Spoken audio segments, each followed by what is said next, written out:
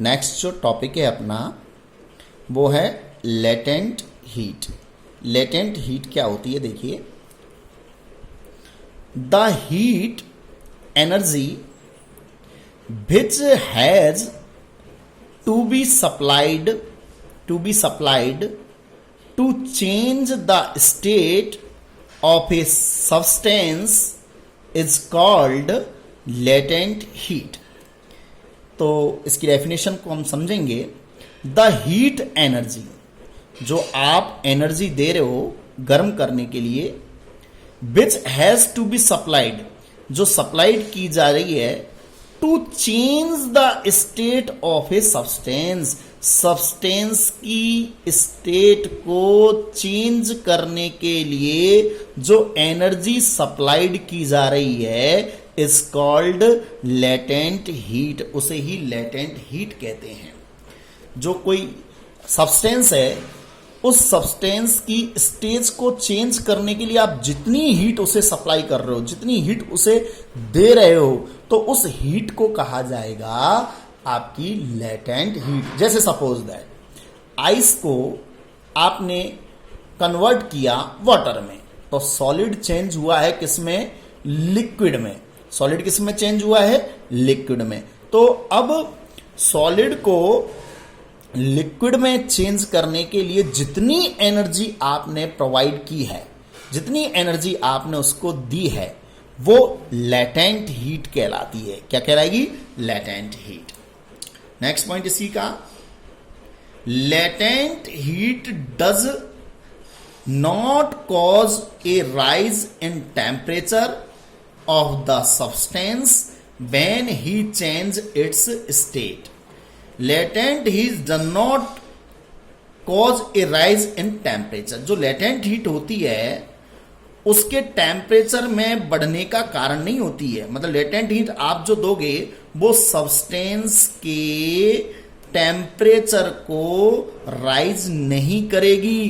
कब, व्हेन, जब तक ही चेंज इट्स स्टेट, जब वो अपनी अवस्था को चेंज करेगा, स्टेट को चेंज करेगा, तब वो चेंज करते समय अपने टेम्परेचर को राइज नहीं करेगा। जैसे मैंने बताया था, बर्फ मेल्ट होती है, जो आइस होती है वो मेल्ट होती है 0 डिग्री सेल्सियस पर इन केल्विन टेम्परेचर 373 केल्विन पर, सॉरी 273.15 केल्विन टेम्परेचर पर आइस मेल्ट होती है।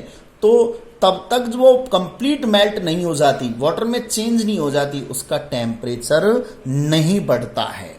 इसी तरह द कारण भी दिया गया है इसका क्यों नहीं बढ़ती है, ध्यान से सुनिएगा।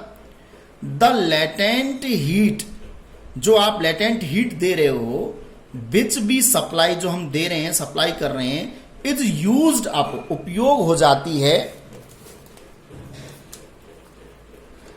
In overcoming the forces of attraction between the particle of a substance during the change of state. जो आप हीट दे रहे हो वो जो अट्रैक्शन फोर्स है सब्सटेंस के पार्टिकल के बीच में, जो अट्रैक्शन फोर्स है उसको ओवरकमिंग, उसको पार करने में या तोड़ने में वो हीट काम में आ जाती है, यूज कर ली जाती है during the change of state, जब वो अपनी स्टेट को चेंज करता है। तो मैं एग्जांपल के थ्रू समझा रहा था आपको कि जैसे आइस है वो कन्वर्ट किस में हो रही है, आपके लिक्विड में, वाटर में, तो वो आइस मेल्ट हो रही है, तो उस समय टेम्परेचर रहेगा 273.15 केल्विन।